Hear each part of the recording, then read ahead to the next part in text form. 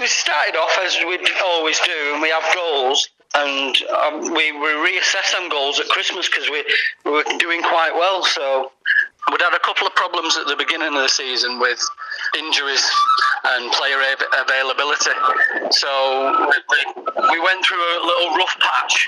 But we got through it, still taking the points and stuff. So it was quite a successful little period for us.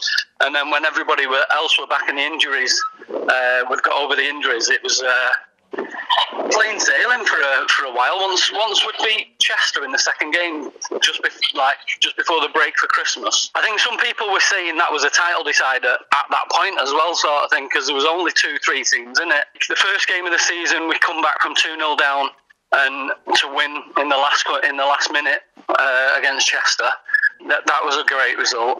But then the game away at Chester, we turned them over 6-1, I think it was. Right. So that put spirits high and everything, and we just bounced into every game then. Looking at the squad that you've got now, do you think it exceeded expectations, and do you have high hopes for next season in the tier above? I don't think it exceeded expectations, no.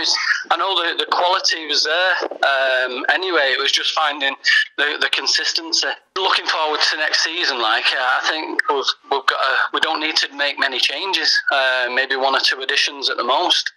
We've got a girl, one of our strikers is moving to Iceland, so we've got to replace her. But all in all, the squad's pretty much experienced enough to deal with that standard. Do you feel like going up into this division has been a long time coming? I mean, how long have you been aspiring to get to this level? Oh, well, Curzon have been way past this level, and they've come down and down and down. And then when I took over them, they were in the Division 1 South. And our first season, we were getting to grips with it. And then the first season, we were at the top of the league when COVID first hit. So the league got voided. And then the second season, we were there or thereabouts again. And that got voided again. But the league asked for people to apply for promotion, but I didn't think the time was right with the squad I had to apply for promotion. And we spoke to the players, and the players wanted to win promotion, not get given it. So yeah, it worked quite well, really. But yeah, they've been. Curzon have been at a higher standard than what we are previously. When I was first starting coaching about 20 years ago, they were one of the top teams in the country. Right. So I don't know what's gone wrong, but they came down a few relegations. Obviously, at that time there probably wasn't as many teams there is now, and there wasn't a United team. So I believe I spoke. We have 2 old blokes that come to every home game. And some away games if they're local, and the information I get off them is brilliant. They watched Curzon in the semi-final of the FA Cup in 94, 95, I think it was, against Fulham. Right. They've had the calibre of players there, and I don't, like I say, I don't know what's gone wrong, and they just seem to drop and drop and drop. But my feeling is that I can get them back up to National League at least. So is that the ultimate ambition then, to get them to the National League? And if you did, what kind of teams would be in that? Division 1 it'll be, North. So it's like 2 promotions away from the Women's Championship. Right. So I know it's condensed compared to the men's, so we're not that far away, really.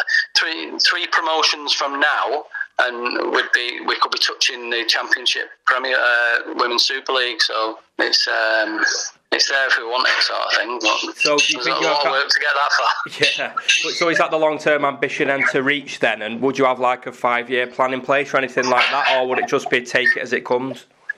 We're still rolling with the plan for next season, but then if it does look like we could possibly get anywhere near the National League in the next 2-3 seasons, then we'd have to sit down and make a proper plan, because the well-organised outfits, Newcastle have just won promotion, I think, from the National League.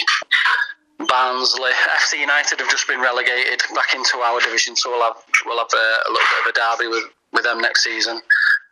Obviously, they applied for promotion during COVID, went up, and the injuries and stuff like that, they just couldn't cope with it, and unfortunately got relegated. So, just looking at some of your players, Amy Smith's the captain. How's she been as a captain then this season? Has she led by example? Yeah, she always does, Amy. I've had chats with her, and she said numerous times she doesn't know how many seasons she's got left, sort of thing. And she wanted to finish with a promotion at least before she finished. She's worked her socks off, just like most of them. They've all done it this season. I've been asked numerous times who's my standout player, and I really couldn't pick one. The squad has got us through it. We've had 3 players that are virtually on 21 goals. So it's not, they've shared it about rather than one person's carried us in front of goal. Yeah. But saying that, last time we had a chat, we were scoring goals left, right and centre anyway, but we were conceding, where now we're not conceded. I think we conceded 4 goals all season at home, so that's been the big difference. Looking at the club as a whole, do you feel like you're really part of the Curzon family? And you got a guard of honour on Saturday, didn't you? Yeah. Wayne's been in contact a number of times. He's got us down at the club. We're playing at the facility now as well, so that's good. We were invited down for hospitality on the last game of the season last week, where we received the guard of honour on the pitch by both sets of players. It was a good day out.